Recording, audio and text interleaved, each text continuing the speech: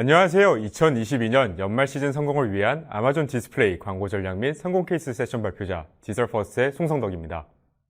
아마존 프라임데이와 더불어 미국의 대표적인 행사인 블랙 프라이데이와 사이버 먼데이가 다가오고 있습니다. 한 달도 채 남지 않은 기간 동안 어떤 준비를 하셔야 할지 고민이 되실 텐데요. 그렇게 이번 세션은 매출 증대를 위한 필수 요소인 디스플레이 광고의 종류와 특징을 간략히 설명드리고, 블랙 프라이데이인 사이버 먼데이 이벤트 기간에 진행되었던 뷰티셀러의 광고 전략을 공유드리도록 하겠습니다. 그렇다면 아마존 디스플레이 광고란 무엇일까요? 고객들은 아마존을 통하여 제품을 검색 및 구매를 하고 킨들을 통해 독서를 하기도 합니다. IMDb와 파이어 TV를 통해 영상을 시청하기도 하고 트위치를 통하여 스트리머와 소통을 하며 게임을 즐기기도 하죠.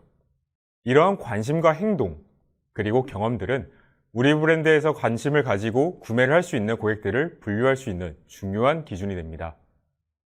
아마존 내 디스플레이 광고 상품은 크게 스폰서드 디스플레이와 아마존 DSP로 구분되며, 다양한 경험과 행동 패턴을 보이는 모든 단계의 고객에게 전략적으로 우리 브랜드를 노출할 수가 있습니다.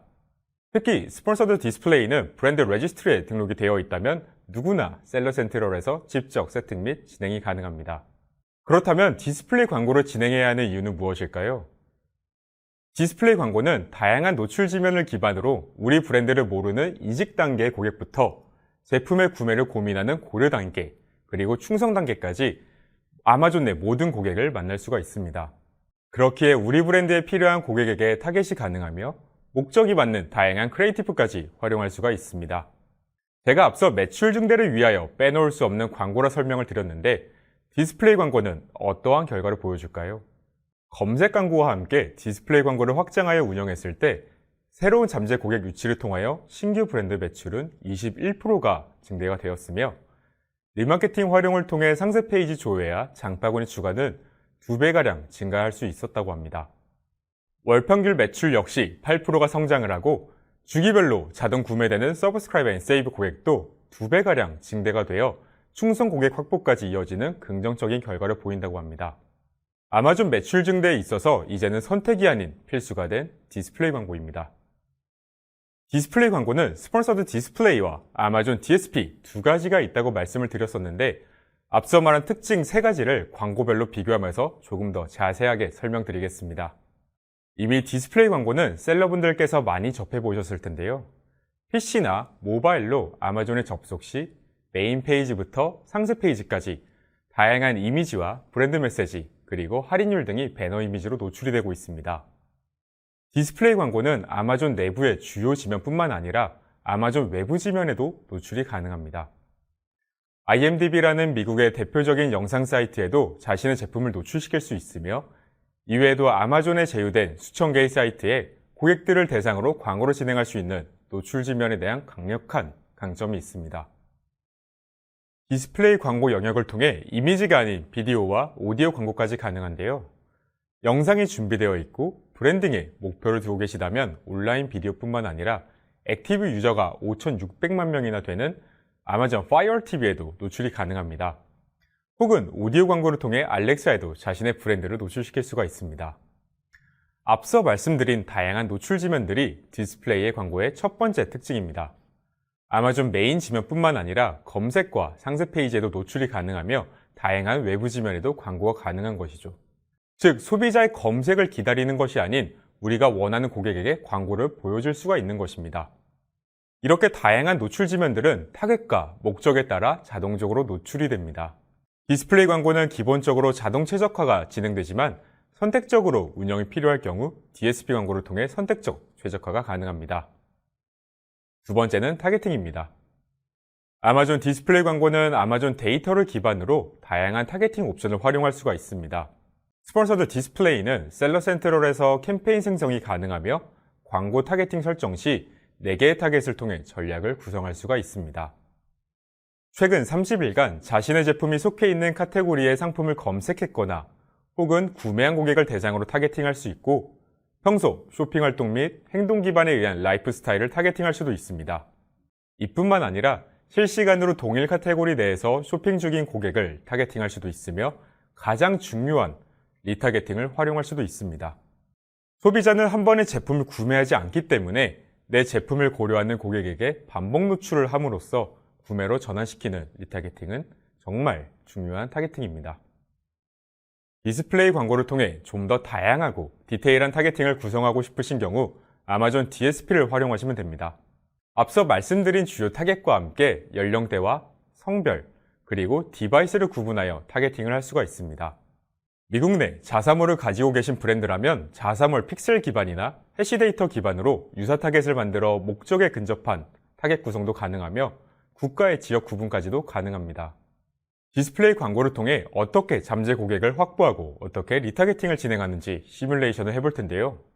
먼저 뷰티 브랜드의 잠재 고객을 확보하기 위해 타겟팅을 한다면 스폰서드 디스플레이 광고는 뷰티 카테고리 활동 고객, 뷰티 제품 구매 의도 고객, 뷰티 패션 분야 관심 고객처럼 오디언스 단위로 구분하여 목적에 맞게 타겟팅이 가능합니다.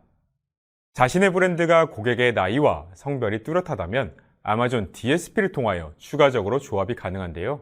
21세에서 24세 사이의 여성 소비자이면서 뷰티 카테고리 활동을 하고 구매 의도가 있는 고객 조합을 구성하여 좀 더 정교하게 타겟이 가능합니다. 매출 목표를 가지고 계신 브랜드사들은 디스플레이 광고를 리마케팅 목적에 두고 많이 활용하실 거라 예상됩니다. 스폰서드 디스플레이 광고는 조회 기반의 리마케팅과 구매 기반 리마케팅을 기본 일자에 맞게 손쉽게 세팅이 가능합니다. 30일 동안 구매한 고객 대상으로 디타겟팅이 기본적으로 진행되기에 구매한 사람을 제외한 광고가 가능합니다. 카테고리나 브랜드의 특성상 구매 패턴을 구체화하여 디스플레이 광고를 집행하고자 하면 DSP를 통하여 진행이 가능합니다.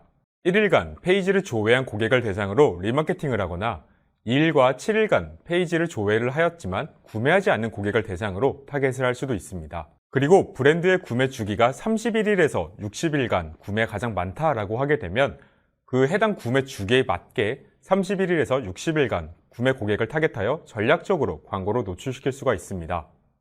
세 번째는 디스플레이 광고의 다양한 크리에이티브 옵션인데요. 아마존 페이지 내에서 이미 많이 보셨을 이미지 형태이기도 합니다.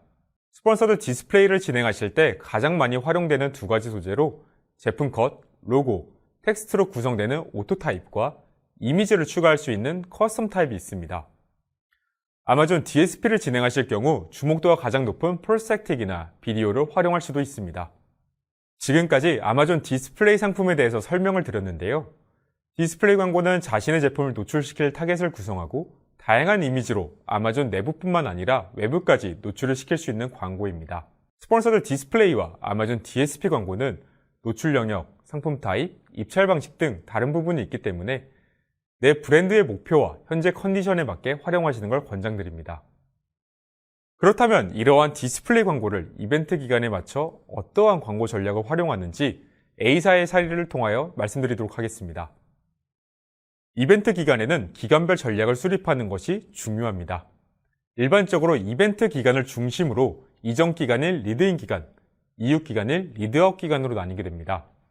블랙 프라이데이, 사이버 먼데이와 같은 프로모션을 진행하는 기간이 이벤트 기간이며 리드인은 이벤트 기간 4주 전으로서 사전에 준비하는 기간을 의미합니다. 리드아웃은 이벤트 기간 이후 진행되는 프로모션을 통하여 추가 매출과 랭킹 방어를 위한 기간을 의미하게 됩니다. 기간을 구분하는 것이 중요한 이유는 광고의 목적과 전략이 달라지기 때문입니다. 디스플레이 광고에서의 리드인 기간은 브랜드 인지도를 넓히고 충분한 잠재 고객 모수를 확보하기 위한 기간입니다. 여러 타겟인 라이프스타일, 인마켓, 컨텍추얼, 데모그래픽 등을 활용하여 브랜드에 맞는 잠재 고객을 대상으로 브랜드 스토어나 상세 페이지로 유입을 유도하여 우리 브랜드와 제품을 인지하고 고려할 수 있도록 준비해야 합니다. 그 후 이벤트 기간에는 이전의 상세 페이지에 유입이 되어 브랜드와 제품을 인지하고 있는 잠재 고객을 대상으로 리마케팅을 진행해야 합니다. 소비자들은 제품을 한 번에 구매하지 않기 때문이죠. 프로모션을 진행하고 있는 제품을 한 번, 두 번, 세 번 끊임없이 노출을 시킴으로써 구매를 고민하고 또 고민하게끔 만들어 구매를 촉진시켜야 합니다. 사전에 우리 브랜드를 보고 접한 사람이 100명이냐, 1000명이냐에 따라 매출 증대의 기회는 달라지게 됩니다. 매출을 증대하기 위해선 사전 노출을 통해 충분한 잠재 고객을 확보하는 것이 정말 중요합니다. 리마케팅을 확대해서 지속적으로 구매를 유도해야 하는데 잠재 고객 모수가 부족하면 한정적인 사람들에게만 광고가 노출이 되고 이벤트 기간에도 불구하고 매출 및 로아스 성장률이 낮게 나올 수 있기 때문입니다. 이를 바탕으로 A사는 이벤트 4주 전 시점을 리드인 기간으로 설정하였습니다. 리드인 기간에는 브랜드의 인지도를 증대하는 목적으로 잠재 고객의 비중을 증대하는 전략을 구성하였습니다. 블랙 프라이데이, 사이버 먼데이 기간에 리마케팅 잠재 고객을 충분히 확보하기 위함이었습니다. 이벤트 기간에는 매출이 증대될 수 있는 구매 전환 목적으로 리마케팅의 비중을 증대하는 전략을 구성하였습니다. 리드인 기간에 확보한 잠재 고객을 대상으로 매출을 최대한 증대시키기 위해서였습니다.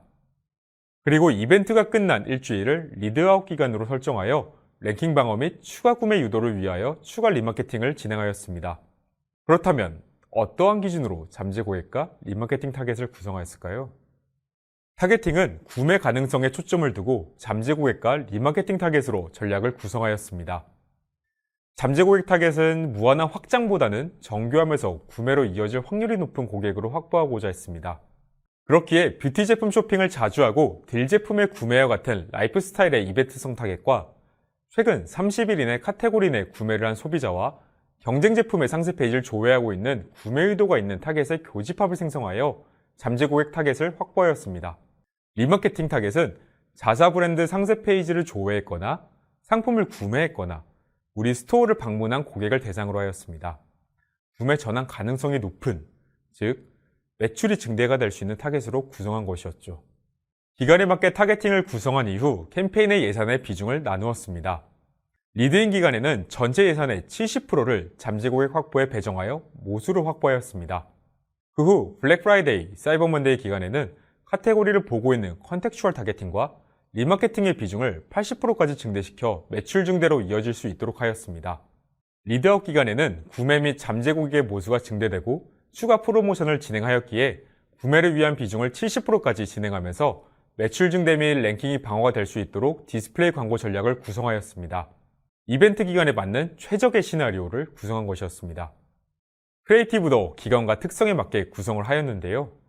먼저 프로모션을 진행하는 특정 제품들은 오토 소재를 활용했습니다. 아마존에서 가장 많이 보이는 소재인 오토 소재들은 제품의 이미지와 간단한 문구 등이 보이는 다소 단순한 디자인 구성을 보이지만 딜과 같은 프로모션 배지가 노출이 되고 할인율이 보이기 때문에 프로모션을 진행하는 제품을 광고하기에는 가장 효과적입니다. 풀스택 소재의 경우 100% 이미지로 진행되기에 자유로운 크리에이티브 활용이 가능합니다. 이벤트 기간에 노출이 되는 광고이기에 블랙 프라이데이, 사이버 먼데이와 같은 이벤트명을 추가하여 고객의 이목을 사로잡았으며 최대 업투와 같은 할인율을 사용하여 소비자들의 유입과 클릭률이 높아질 수 있도록 크리에이티브를 구성하였습니다. A사는 두 가지의 크리에이티브 타입을 활용하여 고객 유입 경로 전략을 구성하였습니다. 먼저 프로모션을 진행하는 제품을 기준으로 오토 소재를 활용하여 할인율과 프로모션 배지를 노출시켜 상세 페이지로 유입을 시켰습니다. 프로모션을 접한 소비자들이 해당 제품을 바로 구매할 수 있도록 경로를 구성한 것이었습니다. 또한 히어로 제품은 20% 할인이었지만 악성 재고들은 40% 할인이 진행되는 상황을 감안하여 최대 40% 할인으로 보여지는 풀세틱 이미지를 제작하여 스토어 딜 페이지로 유입시켰습니다. A사는 사전에 프로모션을 진행하는 제품을 구성된 딜 페이지를 만들어 놨기에 단순 한 가지 제품이 아닌 다양한 제품의 구매를 유도할 수가 있었습니다. 이 결과 A 브랜드는 어떠한 결과를 볼 수가 있었을까요? A사는 4주가량의 리드인 기간을 활용하여 브랜드의 잠재 고객을 충분히 확보할 수 있었으며 블랙 프라이데이는 리드인 기간의 잠재 고객을 대상으로 리마케팅을 진행하여 평시 대비 672%의 매출이 증대가 될 수가 있었습니다. 리드아웃 기간에는 추가 쿠폰 및 세븐데이즈들을 진행하고 리마케팅 광고를 진행하니 단일 기간 매출에서 끝나는 것이 아닌 이벤트 기간 이후에도 지속적인 소비자 유입 및 매출 유지 및 증대가 될 수가 있었습니다. 단순 이벤트 기간 당일에만 집중을 하는 것이 아닌 기간별 전략을 진행한 A사는 이벤트 기간 이전인 8, 9, 10월보다 2배가량 상회하는 세션과 매출을 12월 그리고 1, 2, 3월에도 유지할 수가 있었으며 아마존 비즈니스를 지속적으로 성장시킬 수가 있었습니다. 한 달도 채 남지 않은 블랙 프라이데이와 사이버 먼데이, 각 브랜드의 상황과 목표에 맞게 디스플레이 광고를 적극 활용하여 프라임데이 이상의 매출 성장을 만드셨으면 좋겠습니다. 이상 디지털 퍼스트의 송성덕이었습니다. 감사합니다.